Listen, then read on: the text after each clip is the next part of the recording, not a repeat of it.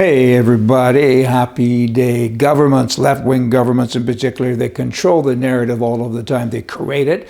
They create things to talk about, and then they have to control it through the left-wing media and the press and so on. And one of the biggest things that they try to get that thing going on is guns, firearms, boomity, boomity, boom, boom. And the NRA is the target, pardon the pun, all of the time, because the NRA, they've been around 151 years and they fight for the people. There's almost 2,000 cases each and every year of reported incidents where people, good people with guns, stop bad things from happening, and often a shot is never even fired, and the press overlooks all of those things all of the time because guns are bad, boomity boom, bad, bad, and let's let the bad guys out of jail sooner than ever, and the good guys, let's disarm them because we're smarter and we will look after them. And the NRA, they get a bad rap. People say bad things about them, and they've done a job. Have they ever done a job? And recently in Houston, I just wanted to share a couple of things with you because I get the magazines and I get to read the stuff, right? All the wordage and the verbiage, and I get excited and interested when I see it because firsthand I see it and I hear it. I've been a Life member for almost 30 years and I get it.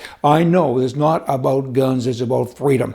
And people, good people just don't do bad things, and people need to hear the other side. And the other side is not the side that the government portrays. And they often say, you know, we want to have universal background checks. We have that already. And we want this. You already have that too. And it's about giving them an inch. And they take a mile. And that's the biggest thing that the NRA says and does that resonates with me, and that so many people don't understand. Little things sometimes they say, why don't you give in? If you give in to a bully, he hits you even harder. That's what bullies do. And I wanted to share this with you. His name is Charles Cotton. He's the president of the NRA, and recently he was voted in again for a second term, and the terms are 1 year at a time. And he made all kinds of comments about the Houston, where he is from, by the way, about the Houston meeting, which was, I believe, the 151st meeting of the NRA. And he said, the pride, passion, sense of shared higher purpose, and above all, the courage that we all have is such a good thing. And he went on with a bunch of other words, of course, and he says more than 61,000 men and women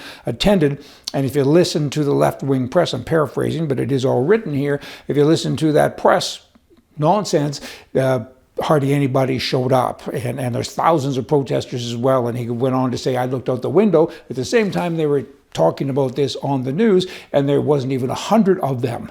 And if there were, it was just a couple of more than 100 protesters versus 1,000, right? Let's be clear, like all Americans, NRA members are sickened by what happened in Texas with that, just happened days before. And that's why so many people said, I won't go to the NRA thing. Somehow or another, they thought that they were connected, I guess.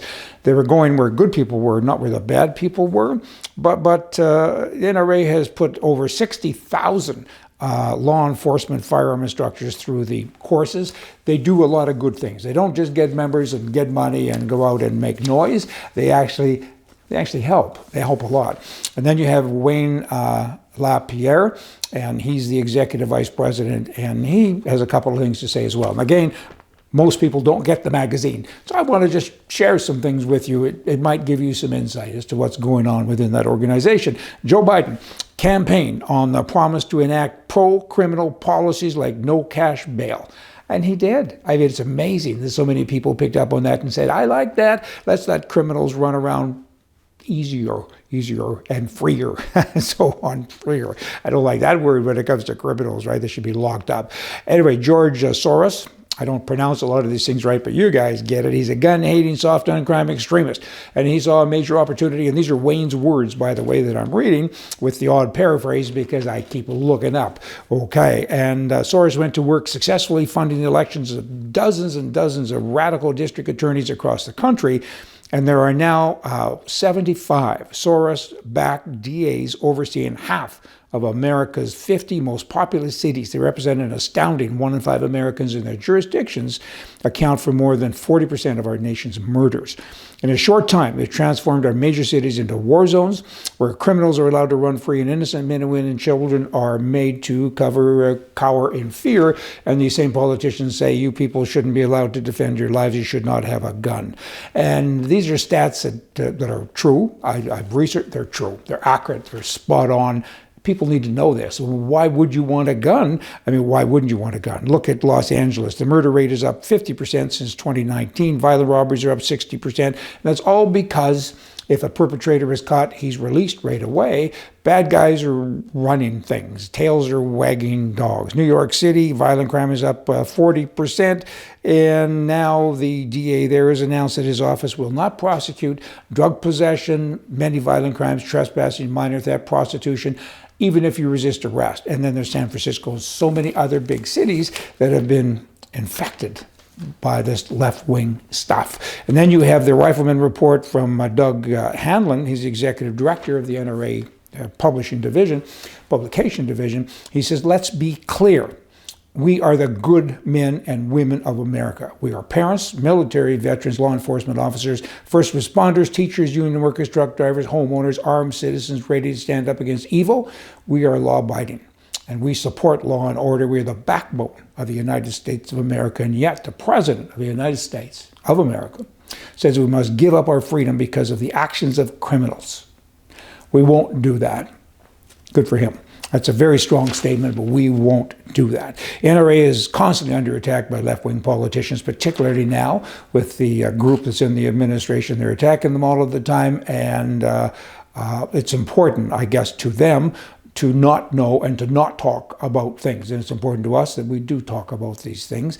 And this is what Doug is talking about. He says, gun sales have been booming. Millions and millions of Americans recently bought their first gun ever, because they felt they needed the right to protect themselves, right? Americans use guns, and I've already covered this one off close to 2 million times, to protect themselves. And left-wing people don't want voters to know that the vast majority of more than 100 million plus gun owners are safe, responsible, good citizens and are the first line of defense against the bad guys.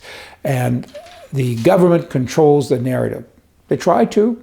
In a lot of cases they do. Thank goodness for Fox News and a few other channels, of course, but for the most part they do control the narrative. So that's why I wanted to take time today and read a little bit of stuff to you from the magazine that I get, because every magazine, and when you go to their conventions and so on, they touch and hit on these topics.